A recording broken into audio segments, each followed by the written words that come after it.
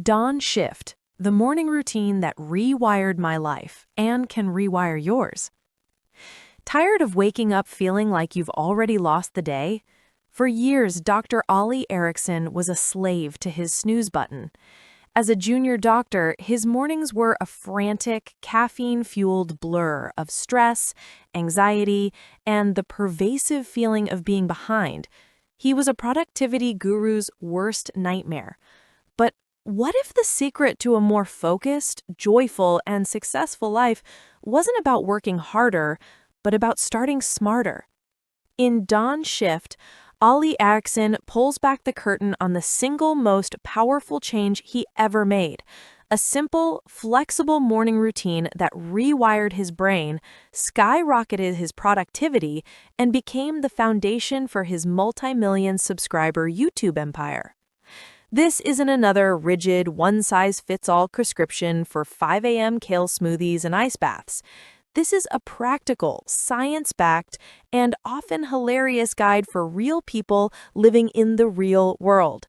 Inside, you'll discover how to ditch the alarm drama and wake up feeling rested and calm without needing a ridiculous Rube Goldberg machine. The Hydrate and Illuminate hack, a 2-minute, two-step process to switch on your brain's energy and focus systems. The 5-minute Rusty Robot reset that turns morning stiffness into effortless momentum even if you hate exercise. Mindfulness for people who get bored easily, including how to handle your mind wandering to pizza during meditation. The no-bore breakfast matrix to create quick, delicious meals that prevent the dreaded 11 a.m. energy crash. How to tame your smartphone, turning it from a weapon of mass distraction into a powerful tool for a focused start. The curveball framework to keep your routine going without guilt when life inevitably gets messy with travel, illness, or a new baby. Packed with laugh-out-loud anecdotes of Allie's own failures, inspiring stories from readers whose lives have been transformed, and simple, actionable challenges you can start tomorrow, Dawn Shift is more than a book about mornings. It's a blueprint for taking back control of your life. It's the answer to feeling overwhelmed and a proven path to building a life of intention, one morning at a time. If you're ready to stop reacting to your day and start designing it, your dawn awaits. Chapter 1. Dawn Shift, the morning routine that rewired my life and can rewire yours. Introduction. Why mornings matter and why mine used to suck. Let's be honest, most of us aren't morning people. I certainly wasn't. My relationship with my alarm clock during my time as a junior doctor in the UK's National Health Service, NHS, was, to put it mildly, abusive. It would scream, I would hit it, and we'd repeat this toxic dance about 10 times before I'd finally drag my sleep-deprived carcass out of bed. My mornings were a frantic blur of lukewarm coffee, desperately trying to remember where I'd left my stethoscope, and a pervasive feeling that I was already behind before the day had even truly begun. I was, in short, a productivity guru's worst nightmare. I'd arrive on the ward, fueled by caffeine and cortisol, feeling more like a zombie than a life-saving doctor. This wasn't just suboptimal. It was a recipe for burnout. And trust me, I was well on my way. It's funny to look back on now, especially given that I've since built a multi-million subscriber YouTube empire largely centered around, well, not being that guy anymore. But the journey from chronically hitting snooze to intentionally shaping my mornings was a game changer. And it all started with a simple yet profound realization. How you start your day disproportionately affects how you live your day. This isn't some fluffy pseudoscientific claim. There's a solid body of evidence from neuroscience that backs this up.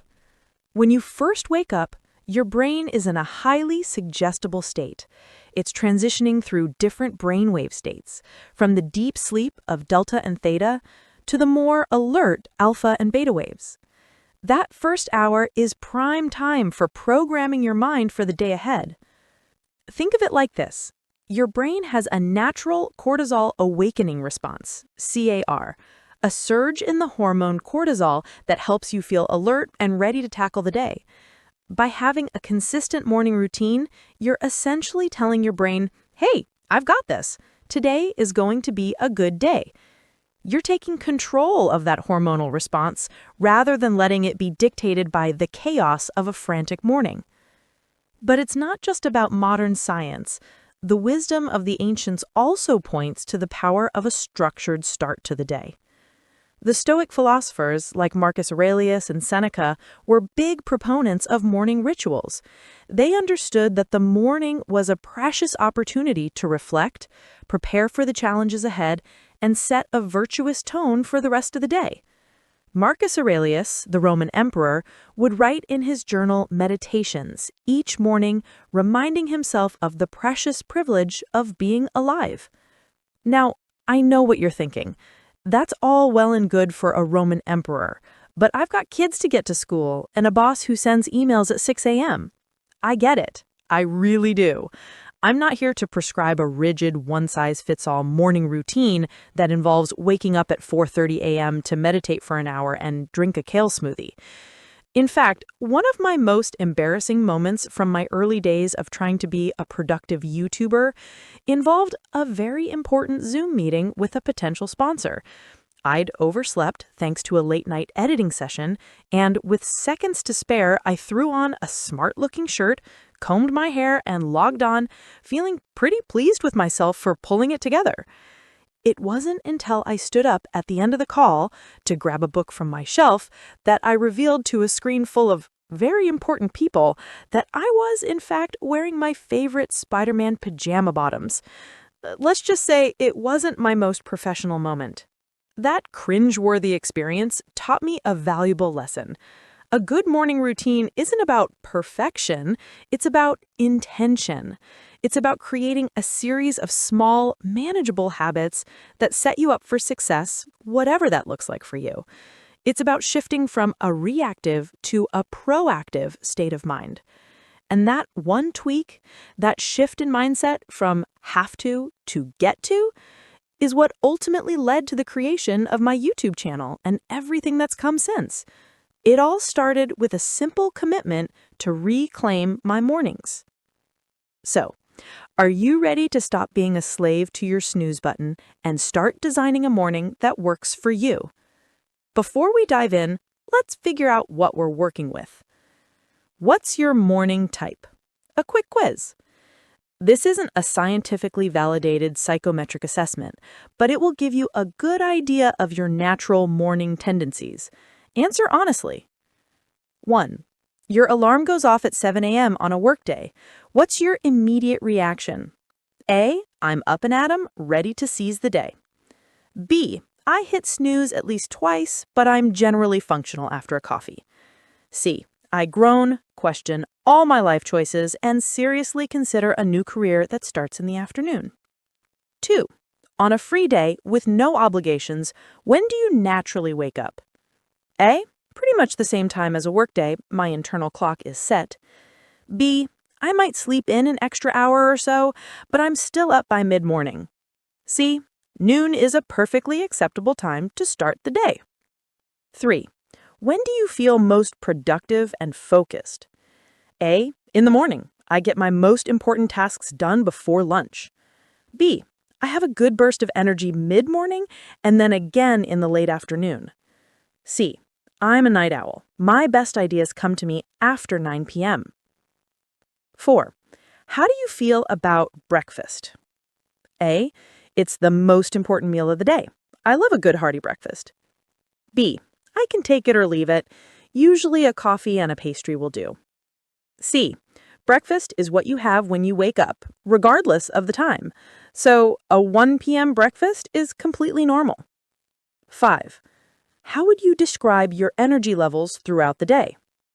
A. A steady decline from a morning peak. B. A bit of a roller coaster, with a few peaks and troughs. C. A slow and steady buildup to an evening peak. Mostly A's, the early bird. You're a natural morning person. You have a head start on the day, and a structured morning routine can help you capitalize on your natural energy and focus. Your challenge might be to protect that precious morning time from distractions. Mostly bees, the flexible finch. You're somewhere in the middle. You're not a diehard morning person, but you're not a complete night owl either. You have the flexibility to design a morning routine that can either supercharge your mornings or give you a gentle, slower start to the day. Mostly Cs, the night owl. The thought of a 6 a.m. start probably fills you with dread. And that's okay.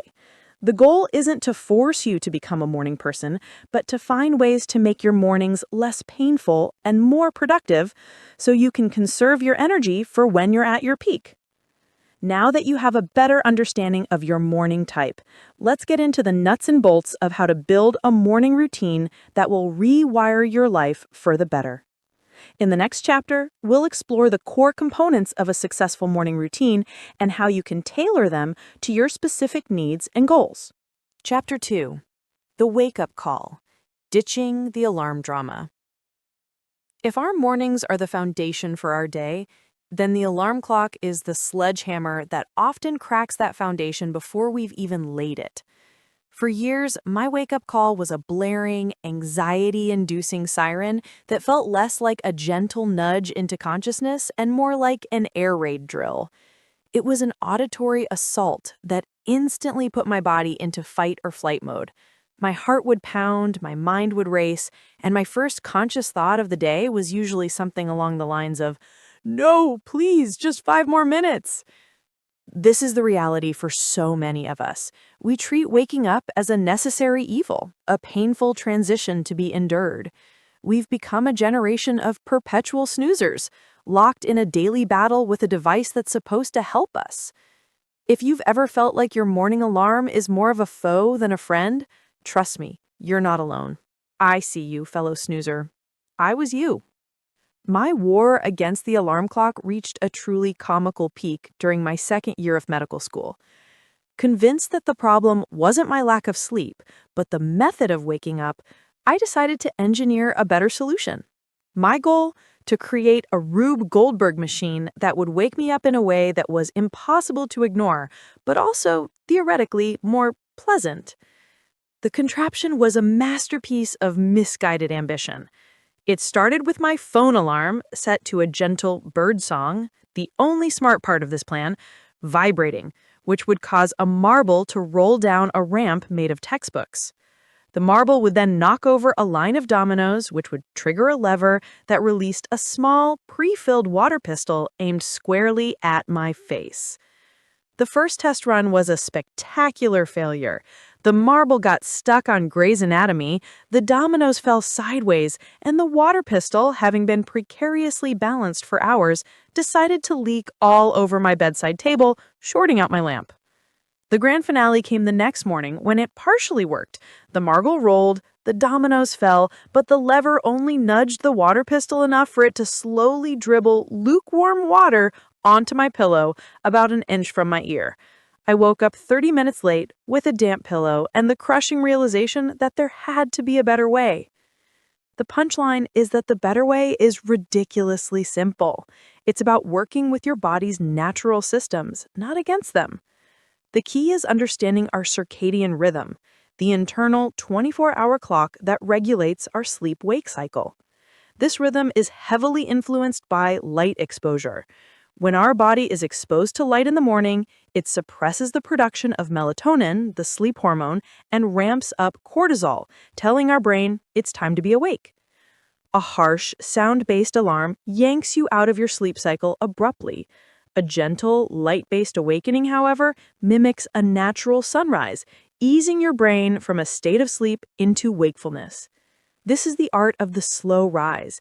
It's about creating a calm, gradual transition that prevents that morning jolt of stress and anxiety. I started small. I swapped my phone's default klaxon for a gentle chime that slowly increased in volume. Then I invested in a sunrise alarm clock, a lamp that gradually brightens over 30 minutes before the audible alarm even sounds. The first morning I used it, the change was profound. I woke up feeling calm. There was no panic, no frantic fumbling for the snooze button. I just felt awake. This simple switch has been a game changer for so many people I've taught this to. I remember an email from a reader named Sarah, a freelance graphic designer and self-proclaimed chronic snoozer. She told me she used to set 5 alarms every morning, starting an hour before she actually needed to get up. Her mornings were a source of constant stress. After switching to a sunrise alarm and a gentle soundscape, she said, "For the first time in my adult life, I don't dread the morning. I actually wake up a few minutes before my alarm goes off, feeling rested and ready. It's completely changed my relationship with my workday." That's the power of ditching the alarm drama. It's not about finding a clever hack or building a ridiculous contraption. It's about treating the first moment of your day with intention and kindness. Ready to break up with your snooze button? Let's do it. Lessons to follow. Your 7-day gentle rise challenge. The goal here is progress, not perfection. This week, we're going to customize your wake-up ritual to make it work for you. Step 1. Choose your sound. Your current alarm sound is probably terrible. Go into your phone settings right now and change it. Don't just pick another default sound. Find something genuinely pleasant. Good options: gentle chimes, birdsong, soft piano music, sounds of a flowing river. Apps like Calm or Headspace have great wake-up tracks. Pro tip: pick a sound that gradually increases in volume. This is a key feature in many alarm apps. Step 2. Let there be light. Light is the most powerful signal to your brain that it's time to wake up. The budget option: if your window gets morning sun, sleep with your curtains slightly open. Let nature be your alarm clock. The tech option: if you can, invest in a sunrise alarm clock. They range in price, but even a basic model can be a game changer. It's one of the best productivity investments I've ever made. The smart home option: if you have smart bulbs like Philips Hue, you can program them to fade in slowly at your desired wake-up time. Step 3. The no snooze pact. This is the hard part, but it's crucial. The snooze button messes with your sleep-wake cycle, leaving you in a state of sleep inertia, that groggy brain fog feeling. We're going to kill it with a simple rule. The 5-second rule, Mel Robbins style. The moment your alarm goes off, count backwards from 5, 4, 3, 2, 1, and then physically get out of bed. Stand up. The physical act of moving breaks the state of inertia. Move your alarm. Place your phone or alarm clock across the room. This forces you to physically get out of bed to turn it off. By the time you're standing, you're halfway there. The 7-day challenge. Day 1 to 2. Change your alarm sound to something gentle. Place your phone across the room, no other changes. Just get used to getting out of bed immediately. Day 3 to 4. Incorporate light. Either leave your curtains cracked or set up your smart bulb or sunrise alarm. Focus on how you feel waking up to light versus just sound. Day 5 to 7, put it all together. You have your gentle sound and your gradual light. Now, practice the 5-second rule as soon as your final alarm goes off. When you stand up, take one deep breath. Your goal for the end of the week is to wake up feeling less like you've begun about a crash and more like you're calmly starting your day. Give it a go for 1 week. That's all I ask. You might just find that the most dreaded moment of your day can become one of the most peaceful. Chapter 3. Hydrate and Illuminate. The first sip of power. All right, so you've managed to get out of bed without wanting to throw your alarm clock out the window. High five. That's a genuine win. But what's the very next thing you do? If you're anything like my former self, you stumble, zombie-like, towards the siren song of the coffee machine, convinced that a hot, black, caffeinated liquid is the only thing that can resurrect you. For years, this was my unquestioned reality. Getting out of bed was step 1. Mainlining espresso was step 1A. I operated under the assumption that my brain couldn't possibly form a coherent thought without an immediate caffeine injection. What I didn't realize was that I was trying to start a high-performance engine by pouring rocket fuel into a bone-dry oil tank. It might roar to life for a few minutes, but it's a terrible long-term strategy. Let's talk about my dehydrated zombie phase. During my busiest years as a junior doctor, I was chronically dehydrated and didn't even know it. I'd wake up after a 5-hour sleep with a dry mouth and a fuzzy head, misinterpreting my body's desperate screams for water as cries for caffeine. Here's the simple biology I was ignoring. You've just gone, hopefully, 7 to 8 hours without any fluid intake. Your body and brain are parched. When you chug coffee, which is a diuretic, you're essentially telling your already thirsty organs to expel what little water they have left. It's like being lost in the desert and, upon finding a puddle, deciding to use it to wash your socks. It just doesn't make sense. My wake-up call on this front came, quite literally, from a leaky water bottle. In a rare moment of forward thinking, I decided to start prepping a liter of water the night before to have it ready for the morning. I filled up a fancy new bottle, chucked it in my work bag alongside my iPad with all my notes for a big presentation, and went to bed feeling smug. The next morning, I discovered the bottle's leak-proof seal was more of a vague suggestion. My bag was a puddle, and my presentation notes were a mush of pulpy, illegible garbage. As I stood there, blow-drying paper in a desperate attempt to salvage my work, I had an epiphany. Maybe I should pay more attention to water. The solution is so profoundly simple, it almost feels like a cheat code. Before you do anything else, drink a glass of water. That's it.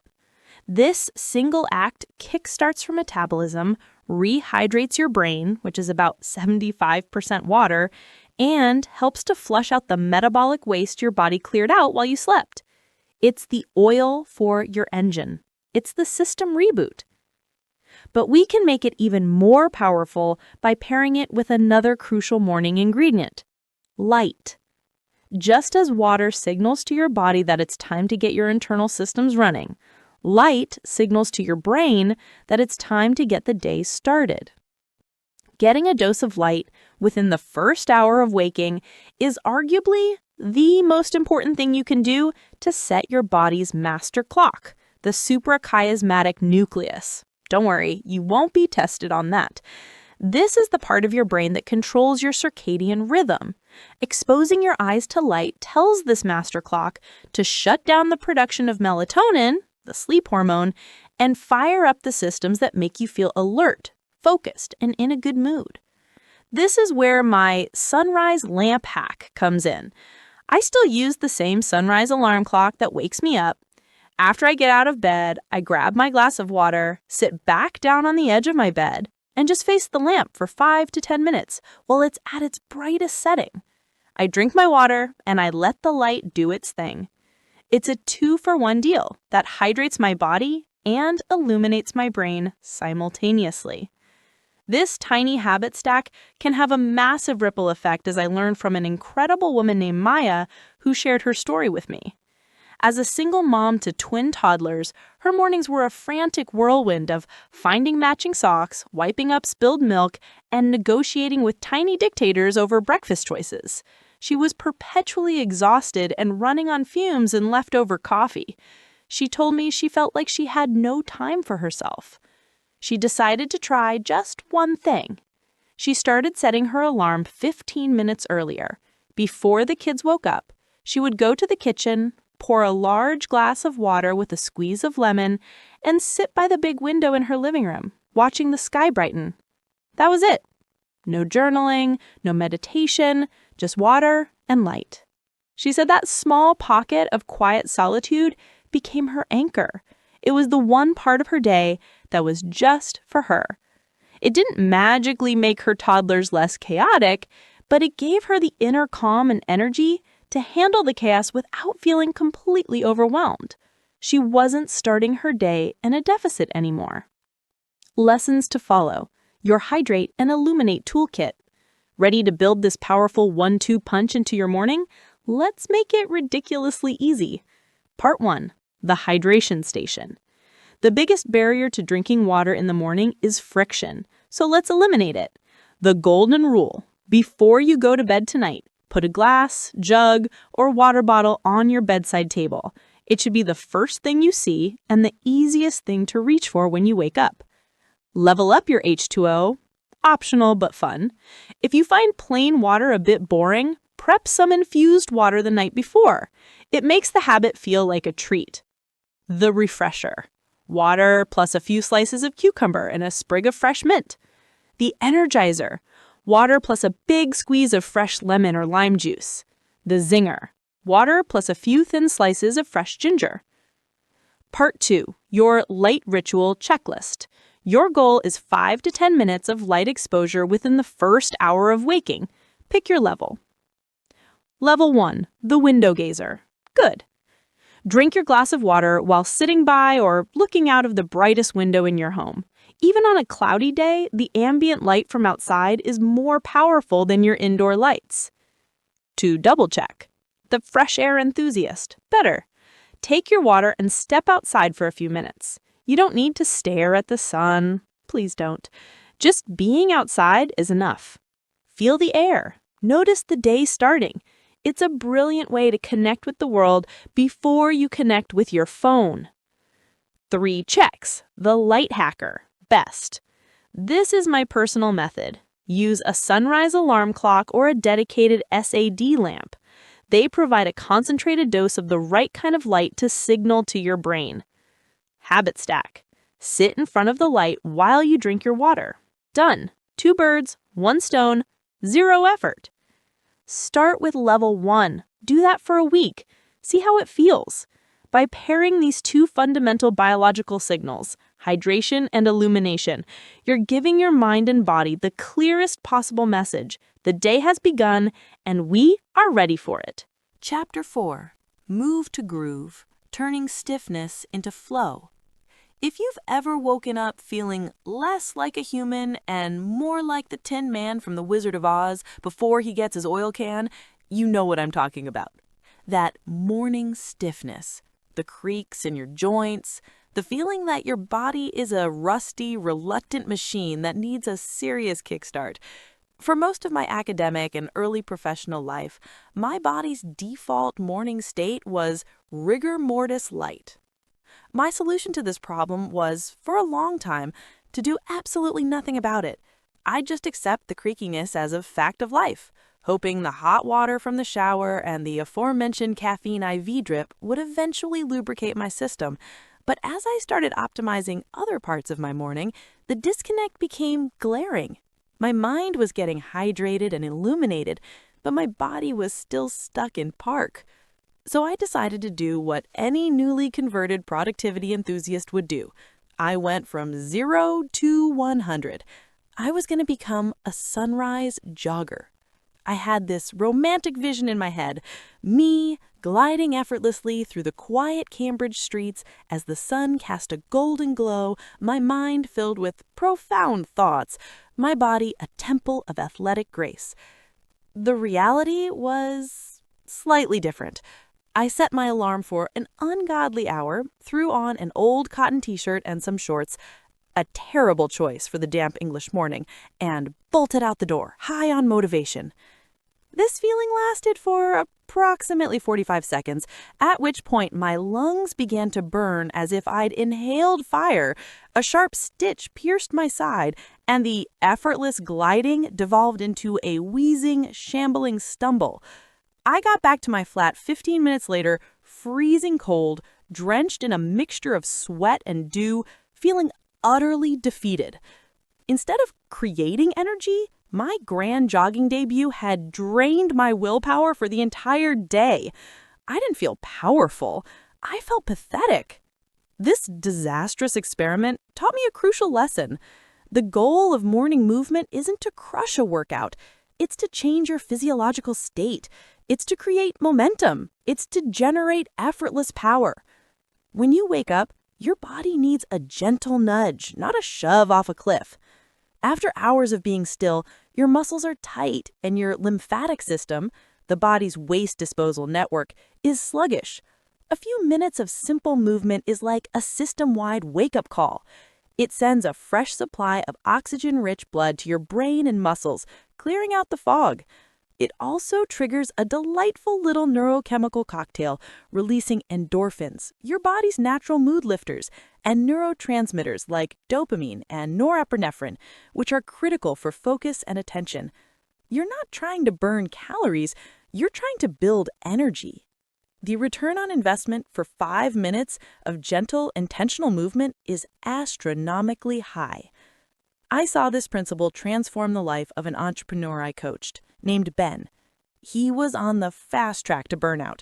He ran a successful startup, but woke up every morning with a knot of anxiety in his stomach, his mind already racing with the day's impossibly long to-do list. He felt like he was living in his head, completely disconnected from his body. So I didn't tell him to start running marathons. I gave him a single instruction. For the next week, while your coffee is brewing, I want you to do 5 minutes of simple stretching. That's it. He was skeptical, but he was also desperate. He did it. A week later, he told me it had changed everything. That small 5-minute act of self-care broke the cycle of morning dread. It was a tiny, achievable win that proved to him he was still in control. It quieted the noise in his head and grounded him in his body. That little habit didn't solve his business problems, but it gave him the clarity and resilience to face them without imploding. He turned his stiffness into flow, and it rippled through his entire day. Lessons to follow. The 5-minute rusty robot reset. Ready to oil your joints and get moving? The golden rule here is to start stupidly small. The aim is to build a consistent habit, not to train for the Olympics. Choose one of these routines and stick with it for a week. The goal: just show up for 5 minutes. Consistency greater than intensity. Progress tracker. Grab a calendar or a notebook. Every day you complete your 5-minute routine, give yourself a big, satisfying X. Don't track reps or duration, just track your streak. The goal is not to break the chain. Level 1. The still brewing stretch. Do this while your coffee or tea brews. 1 minute of neck rolls. Gently tilt your head from side to side, then slowly roll it forwards, ear to shoulder. Don't roll it backwards. 1 minute of shoulder rolls and shrugs. Roll your shoulders backwards 5 times, then forwards 5 times. Then shrug them up to your ears, hold for a breath, and release. 1 minute of torso twists. Stand with your feet shoulder-width apart, arms loose. Gently twist your upper body from side to side. 1 minute of sky reach. Inhale and reach your arms up to the sky, stretching your whole body. Exhale and bring them down. Repeat. 1 minute of forward fold. Bend your knees generously and let your head and arms hang heavy towards the floor. Just breathe and relax. Level 2. The yoga for people who hate yoga flow. 1 minute of cat-cow. On your hands and knees, inhale as you drop your belly and look up. Exhale as you round your spine and tuck your chin. This is amazing for your back. 2 minutes of downward dog. From hands and knees, lift your hips up and back. Crucially, bend your knees a lot. Pedal your feet, stretching one calf and then the other. It doesn't have to look perfect. 1 minute of low lunge, 30 seconds each side. From downward dog, step 1 foot forward between your hands. Drop your back knee to the floor. You should feel a nice stretch in the front of your hip. 1 minute of child's pose. Kneel on the floor, sit back on your heels, and fold forward, resting your forehead on the ground. Just breathe and relax. Level 3. The heart raiser circuit. When you want a little more buzz, set a timer for 5 minutes. Do each exercise for 45 seconds with 15 seconds of rest in between. Round 1. Jumping jacks. Round 2. Bodyweight squats. Round 3. High knees. Just jog in place, bringing your knees up. Round 4. Push-ups. On your knees is perfect. Round 5. Plank. Pick one. Just one. Do it tomorrow morning. You won't believe the difference 5 minutes can make in turning that feeling of ugh into a feeling of let's go. Chapter 5. Mindful minutes. Breathing away the chaos. If you'd told the 22-year-old version of me, a hyper-caffeinated medical student obsessed with flashcards and efficiency hacks, that I would one day be advocating for the practice of sitting still and doing nothing, I would have laughed you out of the room. In my world, every spare minute was an opportunity to cram in more information. The idea of intentionally carving out time to just be felt like a productivity sin of the highest order. It was fluffy, it was woo-woo, and it was, in my mind, a complete waste of time. My morning was a launch sequence, not a Zen garden.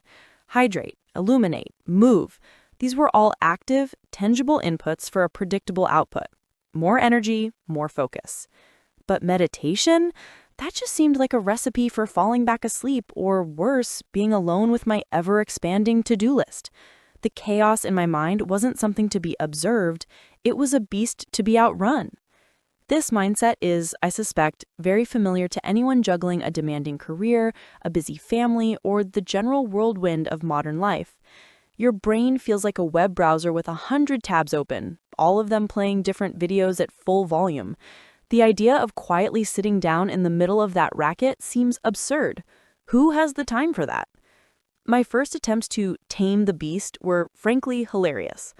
I downloaded a popular meditation app, sat down on a cushion with my back ramrod straight, as I'd seen in pictures, and closed my eyes, ready for enlightenment. The soothing voice in my headphones instructed me to gently notice my thoughts and let them pass like clouds in the sky. Here's what my clouds looked like in the first 60 seconds. Okay, breathing in, breathing out. I can do this. Did I remember to take the chicken out of the freezer for dinner? I really fancy a pepperoni pizza. Not just any pizza, a proper sourdough one from that place down the road. I wonder if they deliver this early. Probably not. This guide's voice is very calm. I should work on my YouTube voice. Focus. Clouds. Thoughts are clouds. My pizza thought is now a big, fluffy, pepperoni-shaped cloud drifting away, and I'm hungry. I would end these sessions feeling more agitated than when I started, convinced I was a meditation failure. My mind wasn't a serene sky, it was a chaotic pinball machine, and my thoughts were the balls ricocheting around at 1,000,000 miles an hour. The breakthrough came when I realized the goal wasn't to stop thinking about pizza. The point was simply to notice I was thinking about pizza, have a quiet chuckle about it, and then gently guide my attention back to my breath. That's it. That's the entire game. It's not about achieving a perfectly empty mind. It's about the practice of returning over and over again from distraction. It's a bicep curl for your attention muscle. This small shift in perspective is everything. It takes mindfulness from a pass-fail test of your spiritual purity to a simple, repeatable mental exercise. Suddenly, every distraction, every pizza craving, every anxious thought about an email, every random memory of an embarrassing thing you said in 2012 becomes an opportunity to do a rep. I once mentored a brilliant student named Aisha, who was struggling with severe exam anxiety. She knew her stuff inside and out, but the moment she sat down in an exam hall, her mind would flood with a tidal wave of panic and what-ifs. This mental noise was crippling her performance. I suggested she try a 5-minute guided meditation every morning before she started studying. She was, as I had been, deeply skeptical, but she was also at her wit's end. A few weeks later, she told me it had been transformative. The meditation didn't magically erase her anxiety, but it changed her relationship with it. She learned to see her anxious thoughts as just that, thoughts. They were the noisy pinball machine. But she now knew she wasn't the machine itself. She was the player who could choose where to focus her attention. That small pocket of calm she created each morning gave her a mental anchor, a quiet space she could return to when the chaos threatened to overwhelm her in the exam hall. She went on to ace her exams, not because she'd learned more, but because she'd learned how to get out of her own way. Lessons to follow. Your mindfulness starter pack. Let's make this as easy as possible. We're going to build your attention muscle with short, simple reps. No sitting on a cushion for an hour required. 1. Download your guide. Don't try to go it alone at first. Let technology help you. These apps are brilliant for beginners. Headspace, fantastically well designed with great introductory courses to teach you the basics. Calm offers a huge variety of guided meditations, music, and sleep stories. Great if you like variety. Waking Up, for the more intellectually curious. Sam Harris explores the theory and philosophy behind mindfulness. Insight Timer, a massive free library of guided meditations from thousands of teachers. The challenge? Try a free trial of one and do the introductory 5 or 10-minute session every morning for a week. 2. The 2-minute reset button, box breathing. This is a simple breathwork technique you can do anywhere, anytime you feel overwhelmed. It's a lifesaver before a big meeting or when you open a stressful email. Step 1. Sit comfortably and gently exhale all the air from your lungs. Step 2. Inhale slowly through your nose for a count of 4. Step 3. Hold your breath for a count of 4. Step 4. Exhale slowly through your mouth for a count of 4. Step 5. Hold at the bottom of the exhale for a count of 4. Repeat this cycle for 1 to 2 minutes. That's it. You've just reset your nervous system. 3. The 5-minute Where's My Mind guided script. You can read this, record it on your phone, or just use the concepts. The goal is simply to notice. Find a comfortable seat. Close your eyes if you feel comfortable doing so. Take a deep breath in and out. For the next few moments, we're just going to notice. Start by noticing the physical sensations, the feeling of your feet on the floor, the weight of your body in the chair, the temperature of the air on your skin. You don't need to change anything, just notice that it's there. Now bring your attention to your breath. Notice where you feel it most. Is it the cool air entering your nostrils, the rise and fall of your chest, or the expansion of your belly? Just rest your attention there for a few breaths. Inevitably, your mind will wander. You'll start thinking about your to-do list, about breakfast, about that silly pizza. The moment you realize your mind has wandered, that is a moment of success. You've just woken up. Don't judge yourself. Just gently acknowledge the thought, and then, like guiding a puppy, gently lead your attention back to the feeling of your breath. That is the whole practice. We'll do this for just a few more moments, breathing in and breathing out. Whenever the mind wanders, we just gently return. That is the whole practice. Take one more deep breath in and exhale with a sigh. That's all it takes. 5 minutes to trade a bit of the morning chaos for a moment of intentional calm. Chapter 6. Fuel for the Fire. Breakfasts that don't bore. For a significant portion of my life, my breakfast philosophy could be summed up in 2 words: fast and sugary. My morning meal was usually a bowl of something colorful that came from a box promising untold amounts of energy, or a piece of toast slathered with a jam that had more in common with a dessert topping than a fruit. I'd get a fantastic, albeit brief, sugar-fueled high for about 45 minutes, followed by a productivity-killing crash around 10:30 a.m. that would leave me feeling foggy, irritable, and desperately reaching for another coffee and a biscuit. If you've ever found yourself staring blankly at a spreadsheet by mid-morning, feeling like your brain has been replaced with cotton wool, you're likely a victim of the same breakfast crime. We grab the convenient, sugary option on our way out the door and then wonder why we feel terrible an hour later. It's a classic case of short-term gain for long-term pain. My own culinary journey from a sugar-for-breakfast advocate to someone who actually understands nutrition was not without its incidents. There was a period where I became obsessed with the idea of becoming an avocado toast artist. I'd seen these masterpieces on Instagram, perfectly fanned slices of avocado on rustic sourdough, sprinkled with chili flakes and a perfectly poached egg. It looked like the epitome of health and sophistication.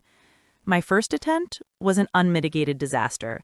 I'd bought an avocado that had the consistency of a cricket ball. In my struggle to slice it, my knife slipped, sending the rock-hard avocado flying across the kitchen, where it ricocheted off a cupboard and knocked over my freshly brewed coffee, creating a brown, sludgy mess all over the floor. Undeterred, I managed to hack some chunks out of it and mash them onto a piece of slightly burnt toast. My final creation looked less like a trendy brunch item and more like a Shrek-themed science experiment gone horribly wrong. As I stood there, surveying the kitchen carnage, I realized there had to be a middle ground between a bowl of glorified sugar and a failed attempt at food art. The secret isn't about creating Instagram-worthy meals. It's about understanding a simple principle. Your breakfast should be built for sustained energy, not a quick spike. Think of it like building a fire. A sugary breakfast is like lighting a crumpled-up newspaper. It burns bright and fast, but it's gone in a flash, leaving you with nothing. A balanced, nourishing breakfast is like putting a solid, dense log on the fire. It catches slowly, but burns steadily for hours, providing consistent heat and energy. That log is made up of 3 key components: protein, healthy fats, and fiber from complex carbohydrates.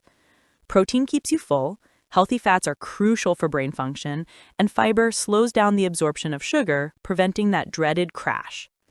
I saw the power of this switch with a friend of mine, Chloe, a freelance writer. Her creativity was at its peak in the morning, but her habit of grabbing a croissant and a sugary latte meant that by the time she was really getting into her flow, her energy would tank. She felt like her best working hours were being stolen from her. I challenged her to switch to a simple breakfast of Greek yogurt, protein and fat, with berries, fiber, and a sprinkle of nuts, more fat and protein. She messaged me a week later. "It's absurd," she wrote. "I don't get that 11 a.m. brain fog anymore. I'm writing for 3 solid hours without feeling distracted or hungry. It's like I've unlocked a new level of focus." She wasn't spending any more time on her breakfast, but by changing the type of fuel she was using, she completely transformed her output. Lessons to follow: the no-bore breakfast matrix. Forget rigid recipes. Let's build a system. The goal is to make a delicious, energizing breakfast in under 10 minutes by picking and choosing from the categories below. Your mission: every morning, build a plate or a bowl or a blender with at least one item from each of the 3 columns. Protein power keeps you full, healthy fats fuel your brain, and fiber from complex carbohydrates. Eggs, scrambled, fried, boiled. Avocado, rolled oats. Greek yogurt, unsweetened. Nuts, almonds, walnuts. Berries, fresh or frozen. Cottage cheese. Seeds, chia, flax, pumpkin. Banana or apple. Protein powder for smoothies. Nut butter, almond or peanut butter. Whole grain bread. Smoked salmon or tofu scramble. Olive oil for cooking eggs. Spinach or kale for scrambles or smoothies. 3 ridiculously quick recipes built from the matrix. 1. The 2-minute power bowl. Base, protein and fat. 1 cup of full-fat Greek yogurt or cottage cheese. Topping, fiber and fat. Handful of berries plus 1 tablespoon of chia seeds or chopped walnuts. Method: put it all in a bowl, stir, eat. It's faster than making toast. 2. The 5-minute brainy scramble.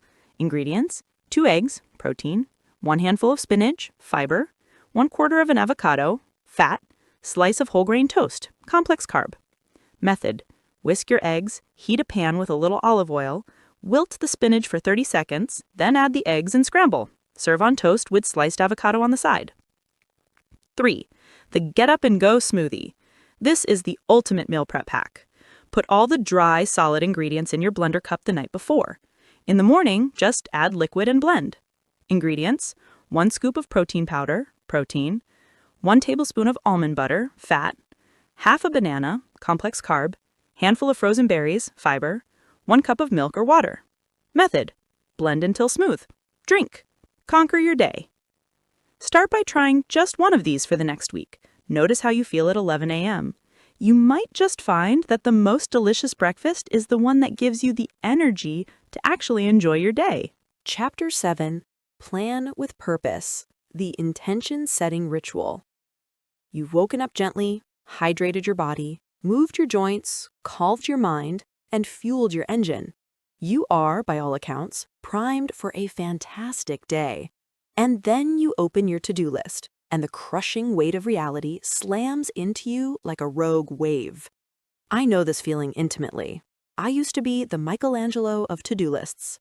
I would craft sprawling, multicolored, intricately categorized masterpieces of ambition. A typical Tuesday list from my junior doctor days might have looked something like this. Finish ward rounds. Review patient charts. All of them. Prep for cardiology seminar. Film and edit 2 YouTube videos. Write 1,000 words for that book I'm writing. Learn the basics of conversational Japanese. Finally figure out how taxes work. Invent a new, more efficient form of CPR. Call mom. By the end of the day, I'd have ticked off maybe 3 items. Instead of feeling accomplished, I'd feel like a complete failure. I was drowning in a sea of my own good intentions. My to-do list wasn't a tool for productivity. It was a daily record of everything I hadn't achieved. The problem, I slowly realized, wasn't my work ethic. It was my methodology. A to-do list is a shotgun blast of what? It's a jumble of tasks, obligations, and vague aspirations with no sense of hierarchy or purpose. It's a map with 1,000 different roads, but no destination highlighted. This is why so many of us make grand plans but never follow through. We're overwhelmed by choice and a lack of clear direction.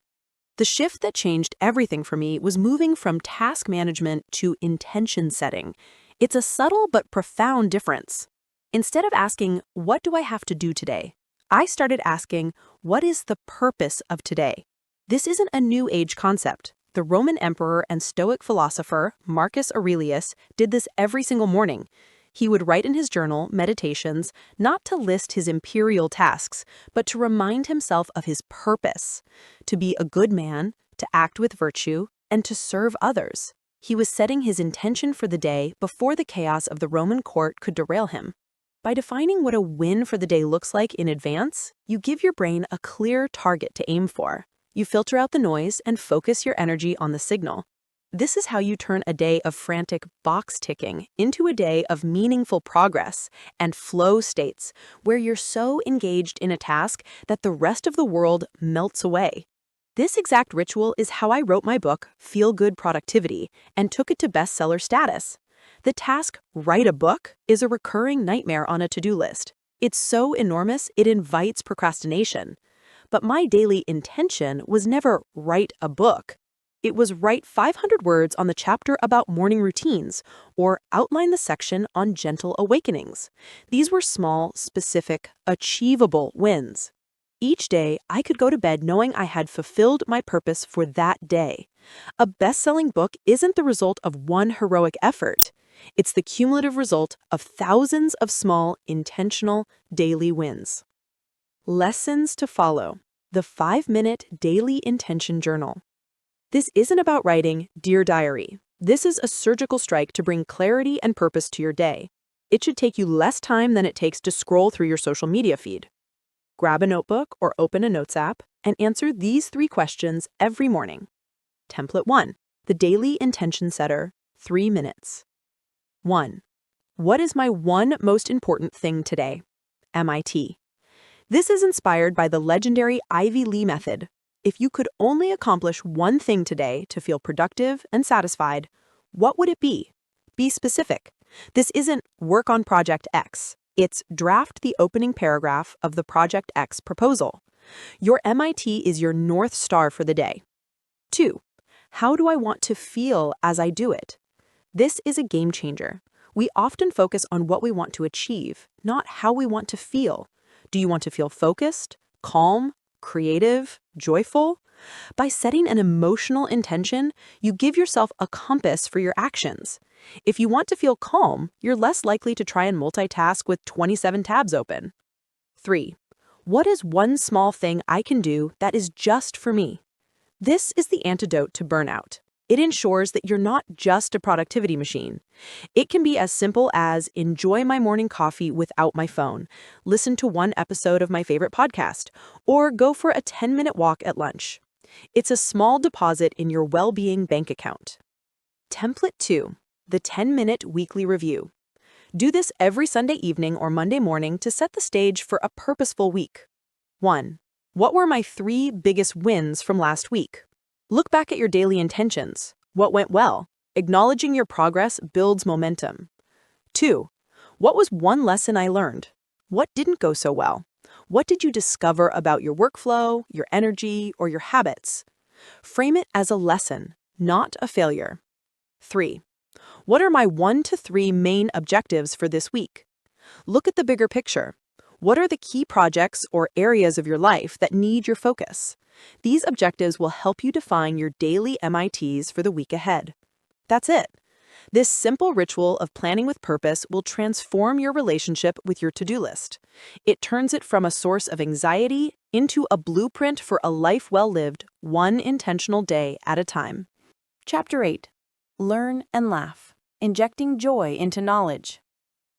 There's a special kind of guilt reserved for the lifelong learner. It's the anxiety produced by the leaning tower of unread books on your bedside table. It's the silent judgment from the podcast app on your phone, filled with hundreds of hours of downloaded but unplayed wisdom. We live in an age of infinite information, and for many of us, it feels like we're perpetually falling behind.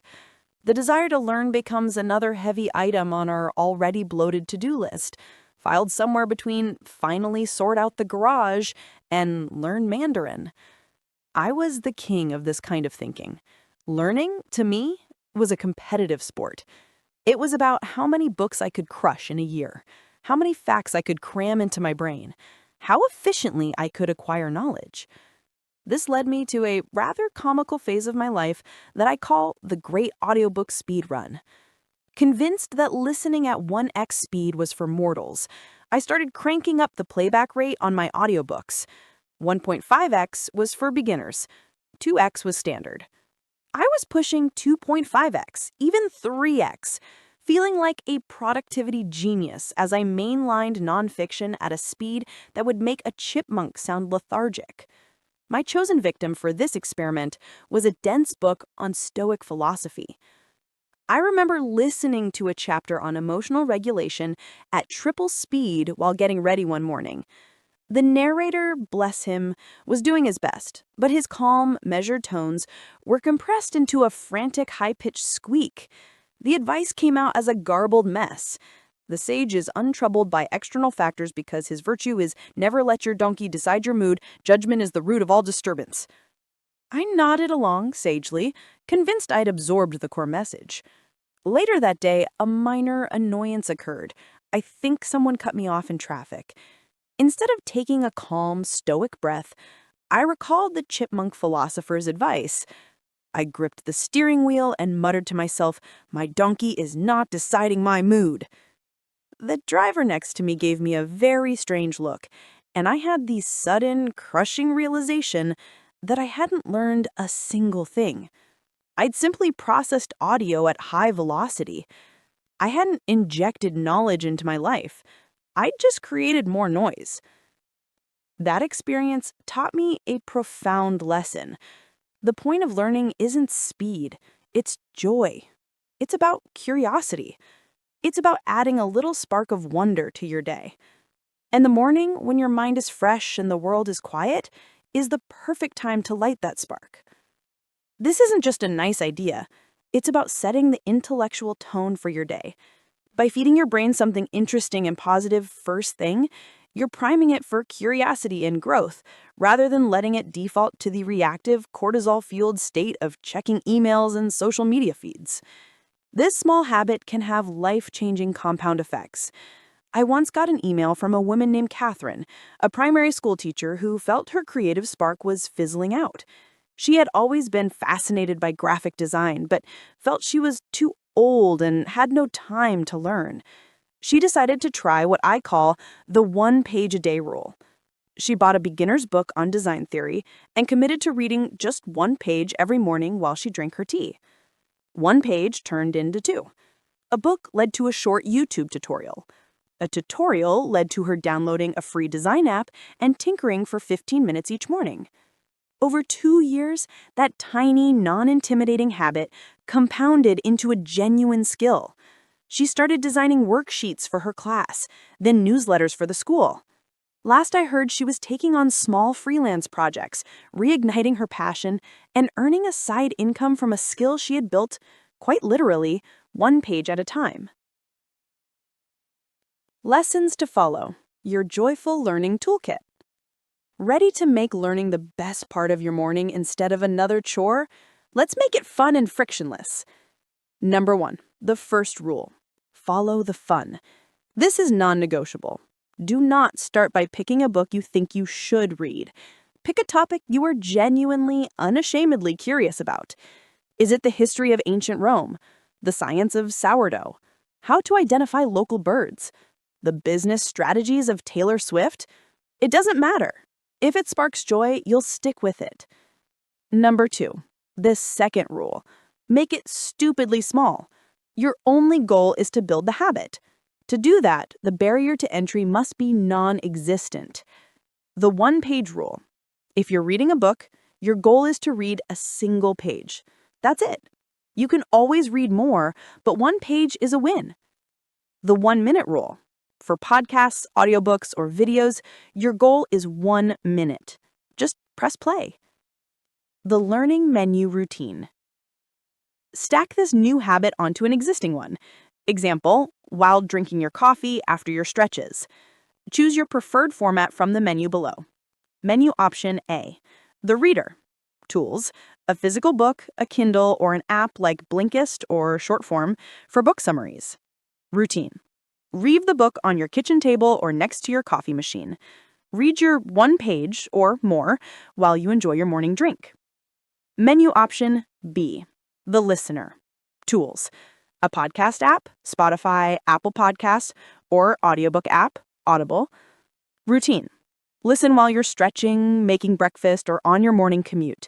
It turns downtime into growth time. Curated suggestions for curious minds. Podcasts, Huberman Lab for deep dives into health and science. Freakonomics for seeing the hidden side of everything. No Such Thing as a Fish for hilarious and weird facts.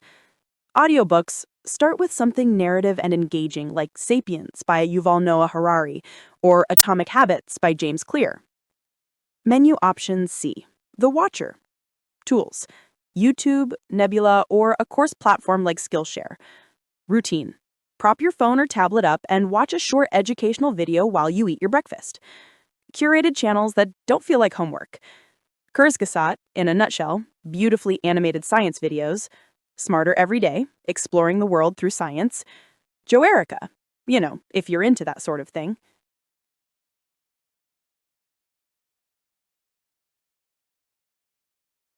Chapter 9. Connect and Reflect. Building Human Bonds Early. For a long time, my morning routine was a deeply selfish endeavor. And I mean that in the best possible way. It was my sacred time to build a better version of me. It was a fortress of solitude where I could hydrate, plan, and learn without the distractions of the outside world. It was a single-player game, and I was leveling up my stats every single day. But in my quest to build a perfectly optimized individual, I was neglecting the one thing that science overwhelmingly points to as the greatest predictor of human happiness: the quality of our relationships. My epiphany on this front arrived in the form of a deeply awkward voicemail. I had just read a book that extolled the virtues of expressing gratitude, and in my typical fashion, I decided to hack it. I would systemize gratitude. I added a new task to my morning routine: express gratitude to friend. The next morning at 7:15 a.m., I scrolled through my contacts and landed on a good friend from university, Tom. I hit dial. Unsurprisingly, it went straight to voicemail. I panicked. I hadn't prepared for this. I launched into a rambling pre-coffee monologue. Hey Tom, it's Allie. Just calling because, well, it's 7:15 and I'm doing my morning routine and the task is to express gratitude. And I'm grateful for you, mate. Like, remember that time in second year when you lent me your lecture notes? That was really great of you. So yeah, gratitude expressed. Task complete. Have a good day. I hung up, my face burning with a cringe so powerful it could have curdled milk. A few hours later, I got a text back from Tom. Hey mate, got your voicemail. Everything okay? He thought I was having a breakdown. My attempt to optimize connection had come across as the robotic ramblings of a productivity-obsessed lunatic. I had treated a human relationship like an item on a checklist, and in doing so, I'd completely missed the point. This is a trap many of us fall into, especially introverts or people who are laser-focused on their goals. We build our perfect morning silo and we forget that our greatest sense of purpose, our biggest opportunities, and our deepest wells of happiness almost always come from other people. The Harvard study of adult development, one of the longest-running studies on happiness ever conducted, came to a single, unambiguous conclusion. Good relationships keep us happier and healthier. Period. This doesn't mean you have to become a morning extrovert or start hosting 8 a.m. networking breakfasts. It's about weaving small, almost effortless threads of connection into your routine. It's about turning the focus outward just for a moment and reminding yourself that you're part of a network. This tiny shift can have extraordinary results. I think of a story from a woman named Sarah, a software engineer who worked remotely. She was incredibly productive, but felt her career had stalled. She was a classic morning introvert. Her routine was her shield against the world. On my suggestion, she added a single 5-minute task. Every morning, she'd go on LinkedIn and find one old colleague or contact and send them a genuine compliment on a recent post or accomplishment. Not asking for anything, just giving a small piece of positive feedback. For weeks, nothing happened, but she felt good doing it. Then, one day, she messaged a manager she'd worked for 5 years earlier. "Incredible work on the new product launch," she wrote. He replied almost instantly, thanking her. He then said, "Your name came up last week. We're spinning up a new R&D team and need a lead engineer with your skills. Would you be open to a chat?" That one small, genuine connection, planted in the quiet of her morning, blossomed into the biggest career opportunity of her life. Lessons to follow. The no-cringe connection menu. The goal here is genuine, low-stakes connection that gives energy rather than drains it. Pick one of these prompts each morning. The whole thing should take less than 3 minutes. The golden rule. This is about giving without any expectation of receiving. You are sending a small flare of positivity out into the world. That's it. That's the win. Level 1. The quiet nod. Best for the super introvert or the time crunched. The prompt. Send a text to one person, a friend, a family member, with a simple no reply needed message. "Hey, just wanted to say I'm thinking of you. Hope you have a great day. Saw a bird, a funny sign, a good coffee, and it made me think of you. Just listening to that song we both like. That's all." Level 2. The gratitude giver, the non-awkward version. Best for acknowledging the people in your corner. The prompt. Think of someone who has helped you in the last week, big or small. Send them a specific one-sentence thank you. "Hey, just wanted to say thanks again for your advice on that email yesterday. It was super helpful. Thanks so much for making dinner last night. It was the best part of my day." Level 3. The serendipity sparker. Best for nurturing your professional and personal network. The prompt. Share something of value with one person with no strings attached. Find an article, podcast, or YouTube video you found interesting. Send it to one person who you think would also appreciate it. The message. "Hey, Name, this made me think of you. Found it really interesting and thought you might too." Choose one of these each morning. It's a tiny investment, but the dividends in strengthened relationships, unexpected opportunities, and a genuine sense of belonging are immeasurable. It's the final, crucial step that transforms the dawn shift from a routine for self-improvement into a foundation for a rich, fulfilling, and deeply connected life. Chapter 10. Tech Taming. Screens that serve, not enslave. All right, let's be brutally honest with each other for a moment. You can have the world's most perfect morning routine. You can wake up gently with a sunrise alarm, hydrate with lemon-infused water, stretch like a yoga master, meditate like a monk, and plan your day like a Roman emperor. But all of that beautiful, intentional work can be utterly obliterated in about 5 seconds by a single, seductive act: reaching for your smartphone. If your first conscious thought of the day is, "I wonder what's happening on my phone," you are not alone. For years, my phone was my co-pilot in the morning. I'd roll over, turn off its alarm, and immediately open the floodgates. A torrent of emails from different time zones, a cascade of social media notifications, a headline about some impending global catastrophe. Before my feet even hit the floor, my brain was already hijacked.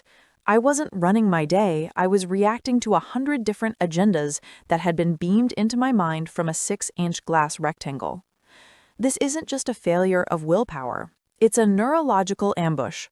When you check your phone first thing, you are jacking your brain directly into a dopamine-driven slot machine and a cortisol-pumping stress engine. Every notification is a potential reward, dopamine hit, and every urgent-looking email is a potential threat, cortisol spike. You're starting your day in a state of reactive, high-alert anxiety, and it's a terrible foundation for deep, focused work. I once tried to solve this problem with the subtlety of a sledgehammer. I declared I was going on a doom-scrolling detox. The rules were simple. For 1 week, I would not touch my phone for the first 2 hours of the day. It would be a pure analog morning. The first day was twitchy. I found myself instinctively reaching for the empty space on my bedside table. My brain, starved of its usual stimulus, began to invent ridiculous justifications. What if there's a family emergency? They would call and the phone would ring. What if my editor sent a crucial, time-sensitive email at 4 a.m. that requires my immediate attention? Unlikely, and also it can wait. My favorite was, what if a breakthrough in productivity science was just announced on Twitter, and by not checking, I am living a suboptimal life? I caved on day 3. I told myself I would just glance at it. A glance turned into 45 minutes of scrolling through Instagram, replying to non-urgent emails, and reading an article about the migratory patterns of Arctic terns. I looked up at the clock, realized my entire morning routine had been vaporized, and felt that familiar, sinking feeling of being behind before I'd even started. The detox failed because abstinence is a flawed strategy. The phone isn't the enemy. Our unconscious relationship with it is. The secret isn't to banish technology, but to bend it to our will. It's about designing a system where your screens serve your intentions, not enslave your attention. The power of this shift was perfectly illustrated by a CEO I coached, David. He ran a fast-growing tech company, and his mornings were a nightmare. He slept with his phone, waking up at 3 a.m. to check emails from his U.S. team. His first hour was a frantic triage of Slack messages, news alerts, and market reports. He was the epitome of a reactive leader, constantly firing fires, perpetually stressed, and feeling like his own strategic vision was being lost in the daily noise. We implemented one simple rule. The phone was not allowed in the bedroom. He bought a 10-pound digital alarm clock. That's it. His first hour of the day, previously a vortex of digital chaos, was now completely his. He used it to do the dawn shift routine: hydrate, move, journal, and set his top 3 priorities for the day. He started arriving at the office or his home office not with a head full of other people's problems, but with a clear, proactive plan. He went from being a firefighter to being an architect. He told me 6 months later that this single change didn't just lower his stress, it gave him the clarity to make 2 of the most profitable strategic decisions in his company's history. He went from distraction to dominance by reclaiming his first hour. Lessons to follow. Your morning tech manifesto. Ready to turn your phone from a weapon of mass distraction into a tool for a focused life? Here are the rules of engagement. 1.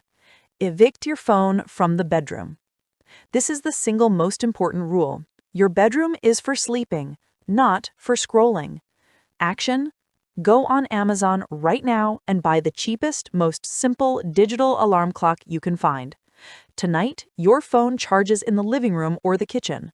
This one non-negotiable act will change your life. 2. The first hour, my hour, pact. Your brain is at its most impressionable when you wake up. Protect that time fiercely. Action: make a simple rule. No email, no social media, no news apps for the first 60 minutes of your day, period. Your dawn shift routine happens in this sacred, protected bubble. 3. Architect your home screen for focus.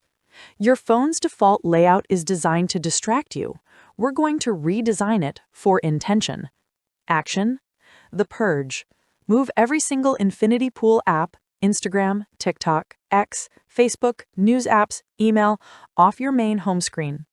Bury them in a folder on your very last page. The toolbox. Your main home screen should only contain tool apps that serve your morning. Think of it as your dawn shift dashboard. Examples: a meditation app, Calm Headspace; your journaling app, Notion, Day One; a podcast or audiobook app, Audible, your workout app. Go gray, optional Pro Move. In your phone's accessibility settings, you can turn the screen to grayscale. A gray, colorless screen is significantly less appealing to your dopamine-seeking brain, making it a boring tool rather than a vibrant toy. 4. Become a notification ninja.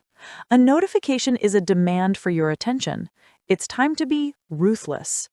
Action: go into your settings and turn off all notifications for every app except for calls from your favorite contacts and maybe your calendar. You decide when to get information, it doesn't get to decide for you. By implementing these rules, you're not depriving yourself. You are performing the ultimate act of self-respect. You are telling the world and, more importantly, telling yourself that your attention is your most valuable asset, and it's not for sale, especially not before breakfast. Chapter 11: Adapt and Evolve. When life throws curveballs. There's a dangerous myth that we high achievers tell ourselves. It's the myth of the unbroken chain, the perfect streak, the flawlessly executed routine that continues uninterrupted into infinity. We see those habit trackers with a satisfying sea of green check marks and think that is the goal. For a long time, I believed this with every fiber of my being. My morning routine was a perfectly calibrated machine, and I was its devoted, unyielding operator. And then life happens. My most spectacular collision with this reality occurred on a trip to Los Angeles for a YouTube conference. I was determined not to let a pesky 8-hour time difference derail my sacred dawn shift. I had a plan. I would be a master of my circadian rhythm, a productivity god straddling 2 continents. My plan was to stubbornly stick to my UK morning time, which meant my routine would begin at approximately 11 p.m. Los Angeles time. What followed was one of the most pathetic scenes you can imagine. At midnight, in a generic hotel room, I began my Move to Groove session. In the dim light, I promptly tripped over my suitcase and landed in a heap, my dignity bruised more than my knee. Undeterred, I proceeded to hydrate and illuminate. This involved me chugging a bottle of overpriced hotel water while staring directly at the blindingly bright screen of my laptop, which was propped open on the desk in a desperate attempt to simulate daylight and trick my brain into thinking it was morning. By the time the actual conference started the next day, I wasn't the energized, focused super creator I'd envisioned. I was a jet-lagged, sleep-deprived zombie fueled by pure stubbornness and overpriced coffee. My rigid adherence to my perfect routine hadn't empowered me.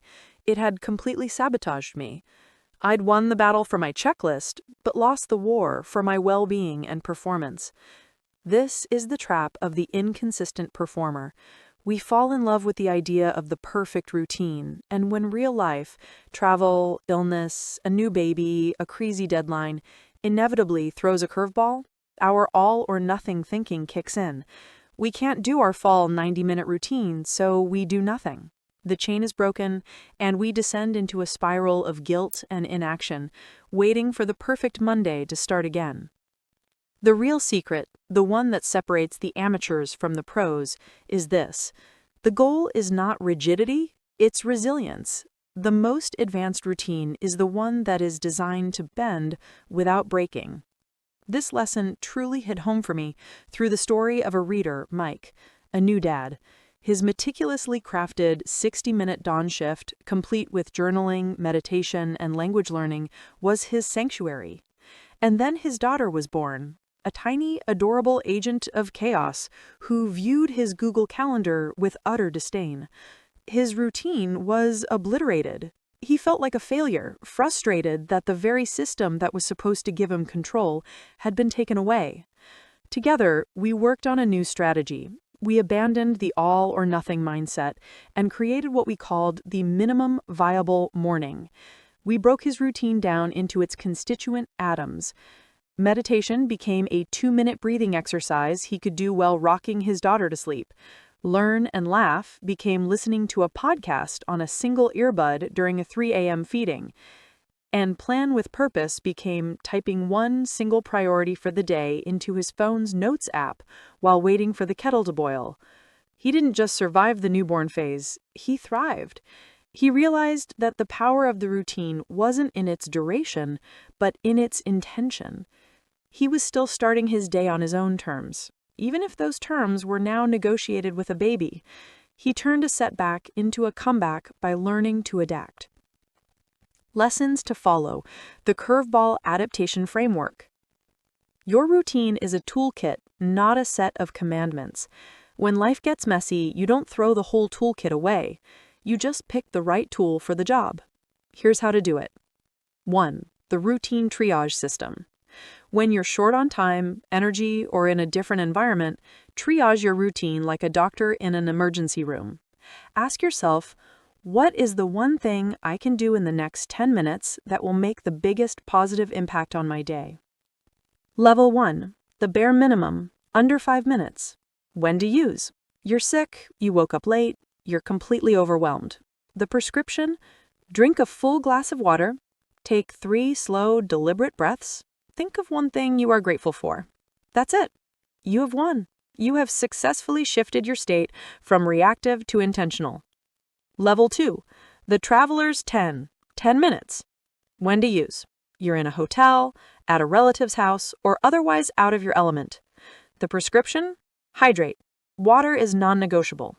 Move. 5 minutes of simple stretching. See Chapter 4 for the still brewing stretch. Plan. 5 minutes to define your one most important thing for the day. Level 3. The compressed power-up. 20 minutes. When to use? You have a bit of time, but not enough for the full shebang. The prescription? Pick your favorite 3 components of the dawn shift and do a mini version of each. Example, hydrate and eliminate, 5 minutes, plus plan with purpose, 5 minutes, plus move to groove, 10 minutes. 2. The if-then troubleshooting guide. The best way to handle disruptions is to plan for them. Create a few simple if-then plans for common curveballs.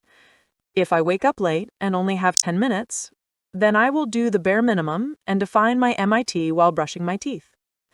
If I am traveling for work, then my only goals are to hydrate, stretch, and plan my day.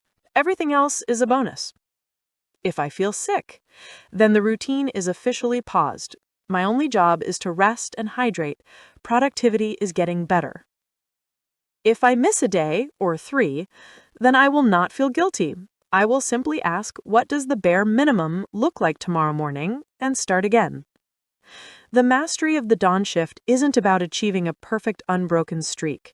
It's about building a robust, flexible system that serves you in the messy reality of a life fully lived. It's about knowing that even on the most chaotic of days, you have the tools to take a breath, set an intention, and start again, right where you are.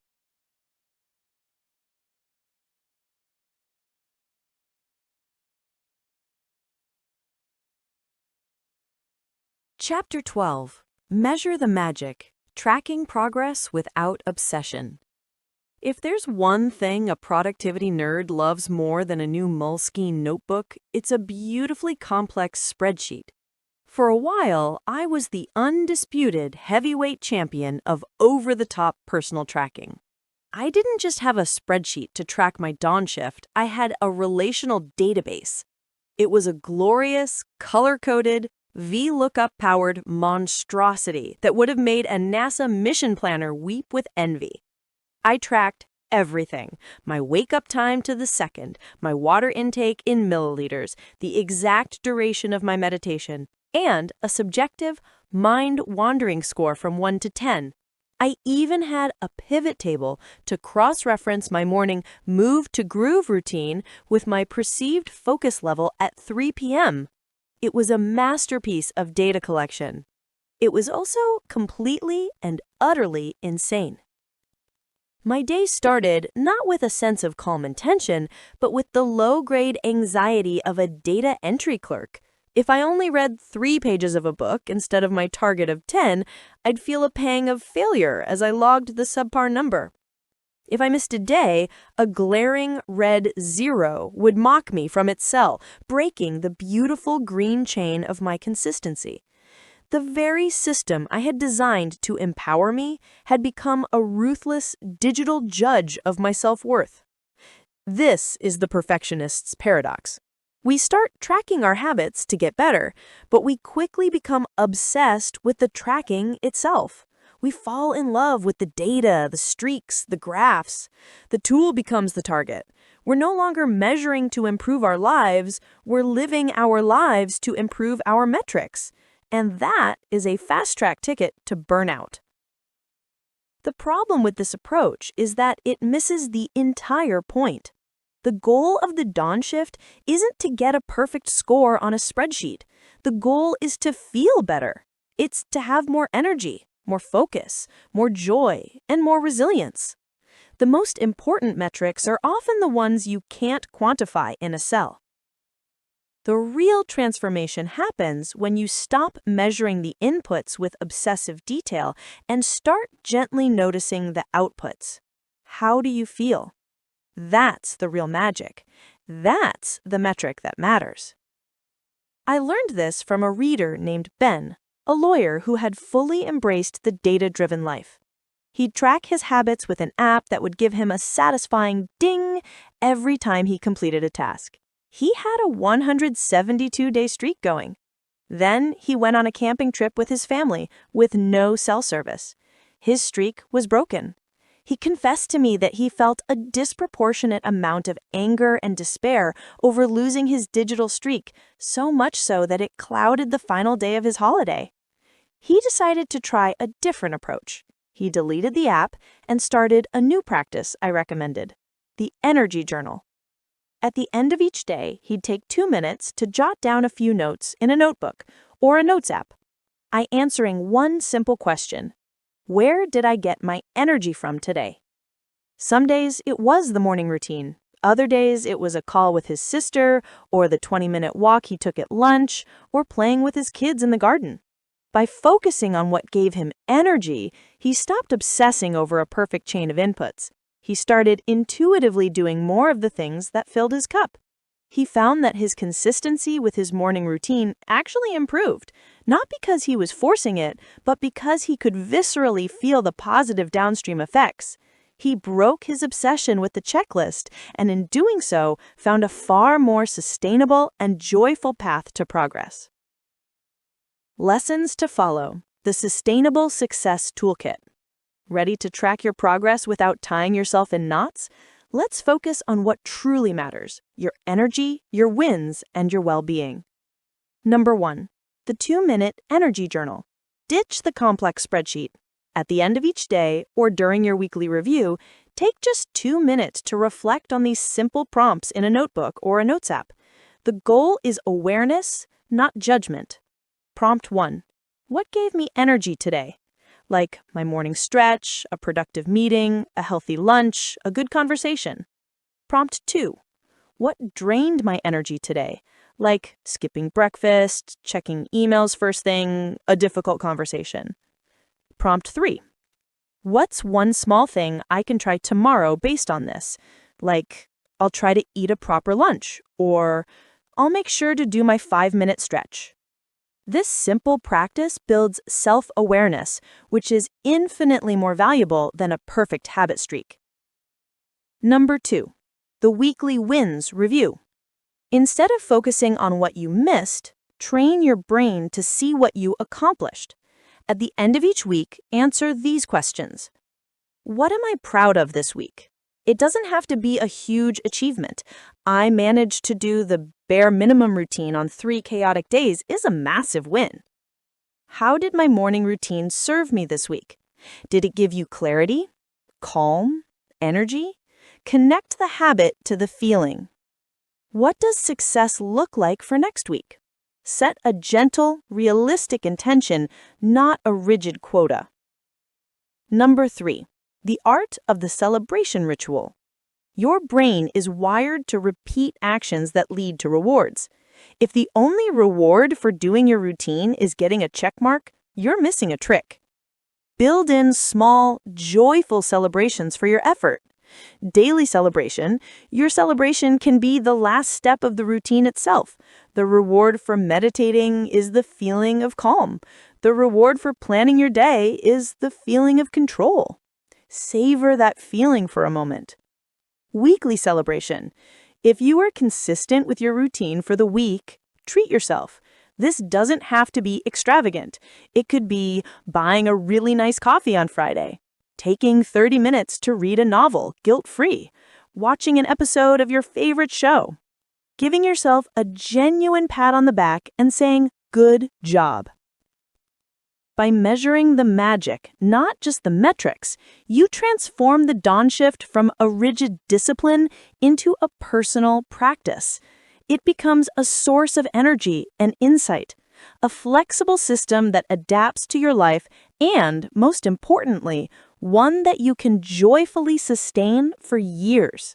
Chapter 13, The Ripple Effect. Mornings that change everything. We've covered a lot of ground together. We've ditched our alarm dramas, hydrated our brains, learned to stretch away the stiffness, and even made peace with our phone. We've built, piece by piece, a system designed to win the morning. But if you walk away from this book thinking that the ultimate prize is just a series of pleasant, productive mornings, then I failed you. Because the dawn shift was never really about the morning. The morning is just the epicenter. It's the point where you drop the pebble into the still water of your day. The real magic, the life-altering power of this practice, is in the ripples.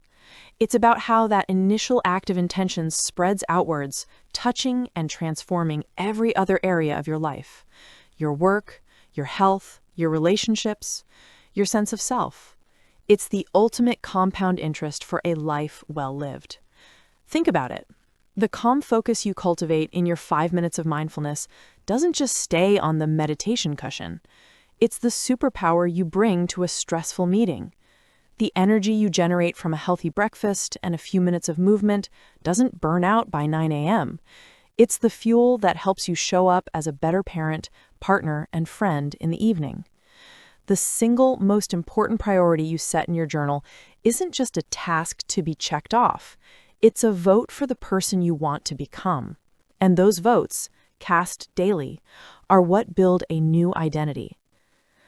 This isn't just a theory, it's the story of my life. Sometimes, for a laugh, I try to imagine the alternate universe where I never changed, where I let that snooze button win the war for my mornings. What would that snooze button Ollie be doing right now? He'd probably be a doctor, and a good one, I hope. But he'd be tired. So tired. He'd be living for the weekends, perpetually feeling like he was behind on life admin, his creative ideas relegated to a someday folder on his laptop that he never opens. He might have even tried to start a YouTube channel, but the videos would be sporadic, filmed late at night when he was already exhausted. The channel would be called something like A Doctor's Diary of Despair, and it would have a grand total of 14 subscribers, half of whom would be my mom using different accounts. He'd be a man living a life of quiet reaction, his potential capped by the low ceiling of his own fatigue and lack of intention. I shudder when I think about that guy because he was so close to being the real me. The only difference between him and the Ollie writing this book is a series of small, intentional choices made in the quiet, pre-dawn hours, day after day. Those choices created ripples. The ripple of learning a new skill led to a YouTube channel. The ripple of financial discipline led to a business. The ripple of connecting with others led to a team and a community. The ripple of intentional calm gave me the resilience to handle the stress that came with all of it. This is the path available to you. I've seen it happen to thousands of people who have embraced these ideas. I think of the teacher who used her morning learning habit to pivot into a new career. I think of the new dad who used the bare minimum routine to stay sane and present during a chaotic time. I think of the CEO who reclaimed her strategic vision by evicting her phone from her bedroom. These aren't just stories of better mornings. They are visionary tales of lives forever altered, not by one grand heroic leap, but by the relentless, gentle pressure of a daily practice. This is the ultimate promise of the dawn shift. it's not just about changing your morning. It's about changing everything. Lessons to follow, your 30-day Dawn Shift implementation plan. This is it. This is where the reading ends and the doing begins. The goal here is not perfection. The goal is to build a new foundation, one brick at a time, that will last a lifetime. The golden rule for the next 30 days, consistency over intensity. Week 1, days 1 through 7, the foundation. Your only mission this week is to establish the habit of waking up and starting with intention. Focus on chapters 2 and 3, ditch the alarm drama, and hydrate and illuminate. Your goal? Place your alarm across the room. When it goes off, get up, no snooze. Drink 1 glass of water, get 5 to 10 minutes of light exposure from a window or a lamp. That's it. Even if you do nothing else, this is a monumental win.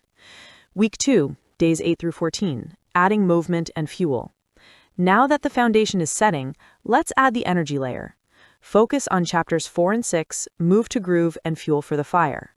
Your goal: continue with the habits from week 1, add a 5-minute rusty robot stretch routine, swap your usual breakfast for one option from the no-bore breakfast matrix.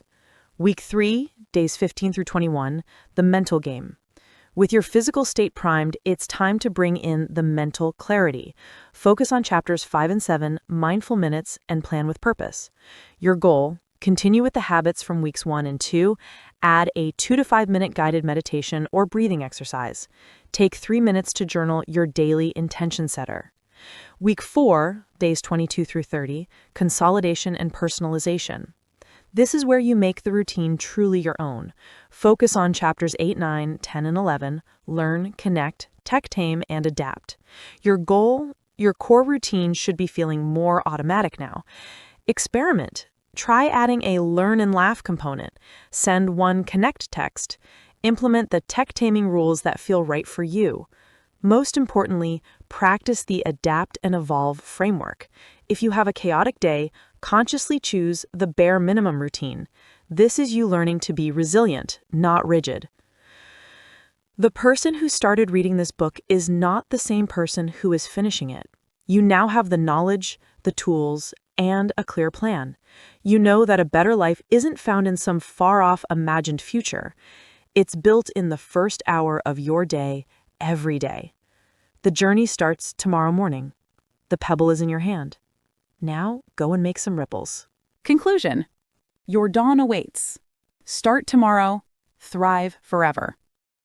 So, here we are. At the end of a book, but at the very beginning of a new way of living. If you've made it this far, thank you. Thank you for investing your most precious resource, your time and attention, in these ideas. But the real work and the real joy is about to begin. I'll let you in on a little secret. Even after all these years, my own routine is still a work in progress.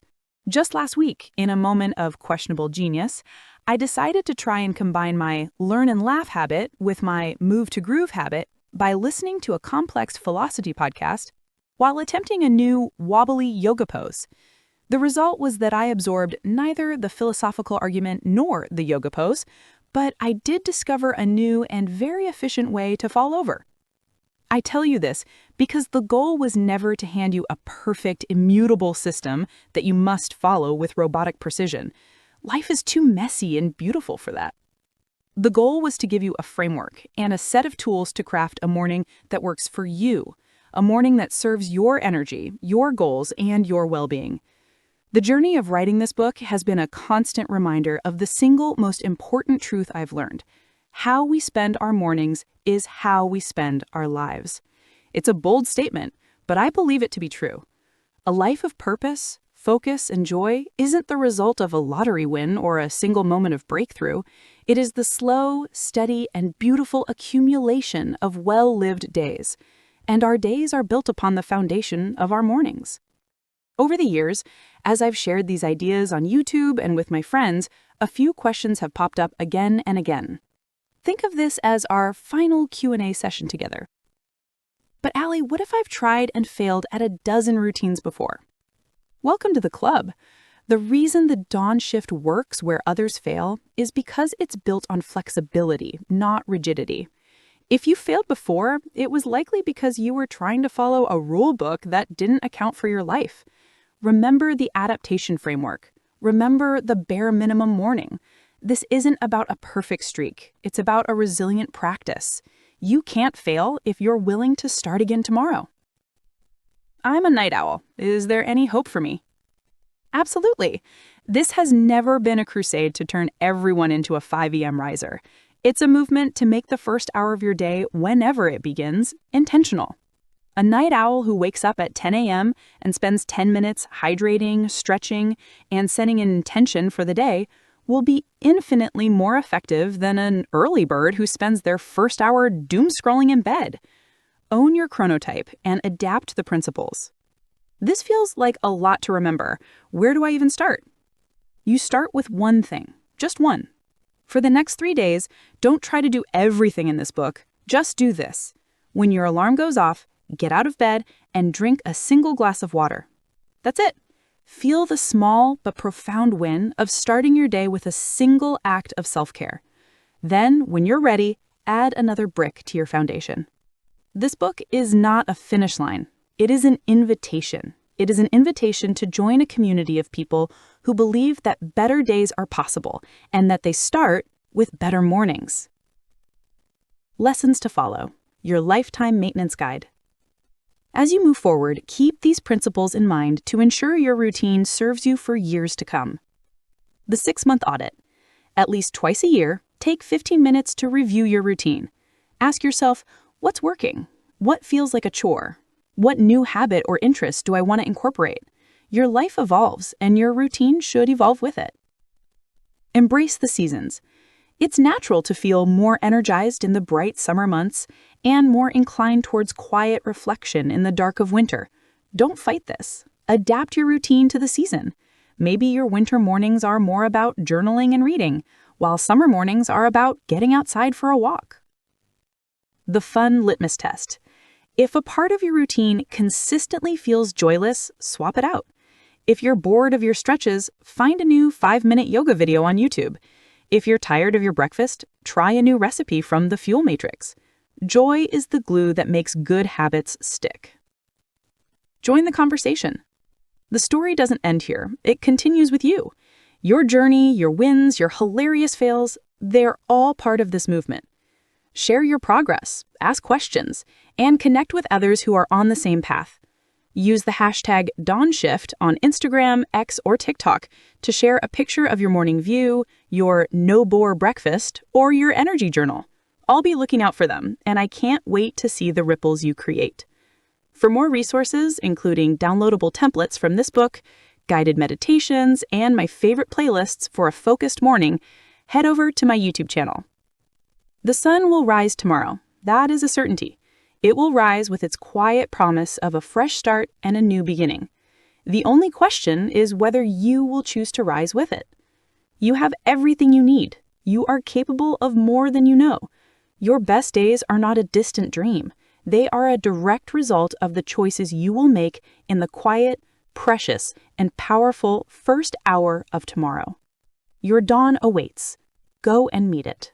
Here is a chapter-by-chapter summary of Dawn Shift, designed to give you the book's core lessons and takeaways in minutes. Chapter 1. Dawn Shift, the morning routine that rewired my life and can rewire yours.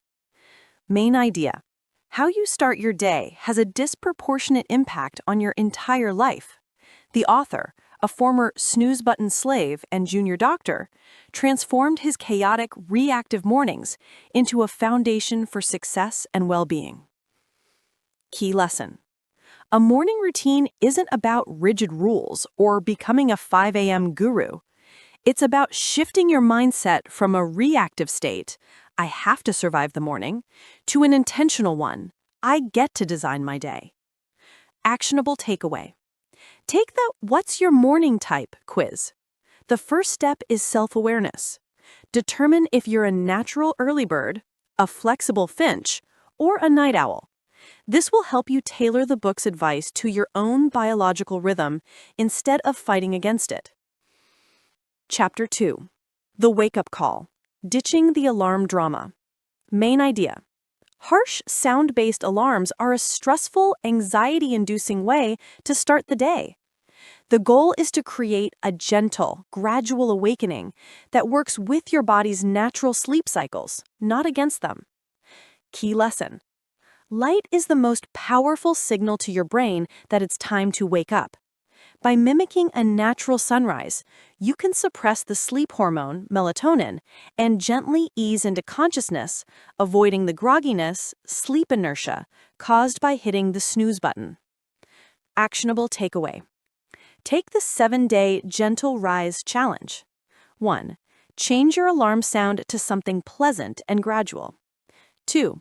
Incorporate light by sleeping with curtains slightly open or using a sunrise alarm clock. 3. Kill the snooze button by placing your alarm across the room, forcing you to physically get up. Chapter 3. Hydrate and illuminate, the first sip of power. Main idea. Before you do anything else, especially drinking coffee, your body needs 2 fundamental things: water and light. Key lesson. After 7 to 8 hours of sleep, your brain and body are dehydrated. Rehydrating first thing kickstarts your metabolism and clears brain fog. Simultaneously, light exposure sets your body's internal clock, circadian rhythm, shutting down sleep mode and firing up your energy systems. Actionable takeaway. Implement the Hydrate and Illuminate habit stack. Prepare a glass of water on your bedside table the night before. Upon waking, drink the water while netting 5 to 10 minutes of light exposure, either by sitting near a window, stepping outside, or using a sad lamp or sunrise alarm clock. Chapter 4. Move to groove, turning stiffness into flow. Main idea. The purpose of morning movement is not an intense workout. It's a gentle change in physiological state from stiffness and sluggishness to energy and momentum. Key lesson. Just 5 minutes of gentle movement sends oxygen to your brain, activates your lymphatic system, and releases mood-boosting endorphins. The goal is to build energy, not burn calories. Consistency is far more important than intensity. Actionable takeaway. Try the 5-minute Rusty Robot Reset. Choose a simple, low-friction routine, example, basic neck and shoulder rolls, a simple yoga flow, or a quick circuit of jumping jacks and squats, and commit to just 5 minutes. Track your consistency with a simple X on a calendar to build the streak. Chapter 5. Mindful Minutes. Breathing away the chaos. Mindfulness is not about achieving an empty mind. It's a practical exercise to train your attention muscle, allowing you to better manage the mental chaos of a busy life. Key lesson. The point of meditation isn't to stop thinking about your to-do list or pizza. It's to simply notice when your mind has wandered and gently guide it back to your breath. Each time you do this, you complete one bicep curl for your focus. Actionable takeaway. Start with a guided meditation app like Headspace or Calm for 5 to 10 minutes. For a quick on-the-spot reset anytime during the day, use the box breathing technique. Inhale for 4, hold for 4, exhale for 4, hold for 4. Chapter 6. Fuel for the Fire. Breakfasts that don't bore. Main idea. Sugary, simple-carb breakfasts lead to a short energy spike followed by a productivity-killing crash. A balanced breakfast provides sustained energy for hours. Key lesson. Build your breakfast like a steady-burning log, not a piece of paper. This means combining 3 key elements: protein, which keeps you full, healthy fats, brain fuel, and fiber, or complex carbs, for slow-release energy. Actionable takeaway. Use the no-bore breakfast matrix. Each morning, create a quick meal by picking at least one item from each of the 3 key columns. Example, Greek yogurt, protein, plus nuts, fat, plus berries, fiber. Chapter 7. Plan with Purpose. The Intention Setting Ritual. Main idea. Massive, sprawling to-do lists are a recipe for overwhelm and feelings of failure. The key is to shift from tactical task management to purposeful intention setting. Key lesson. Instead of asking, "What do I have to do today?" ask, "What is the purpose of today?" By defining what a win looks like in advance, you provide your brain with a clear target and filter out the noise. Actionable takeaway. Use the 5-minute daily intention journal. Every morning, write down the answer to 3 questions. 1. What is my one most important thing today? 2. How do I want to feel? 3. What is one small thing I can do just for me? Chapter 8. Learn and laugh, injecting joy into knowledge. Main idea. Learning should be a source of joy and curiosity, not another chore on your to-do list. The morning is a perfect time to spark your intellect. Key lesson. The goal of learning isn't speed or efficiency. It's about compounding knowledge over time through a tiny, consistent habit. A small spark of curiosity in the morning primes your brain for a day of growth. Actionable takeaway. Follow the fun and make it stupidly small. Pick a topic you're genuinely curious about and commit to the 1 page for books or the 1 minute for podcasts or videos each morning. Chapter 9. Connect and reflect, building human bonds early. Main idea. An optimized morning routine is incomplete without human connection, which is scientifically proven to be the greatest predictor of happiness and fulfillment. Weave small, effortless threads of connection into your routine by turning your focus outward for a brief moment. This is about giving without expectation, which strengthens relationships and can lead to serendipitous opportunities.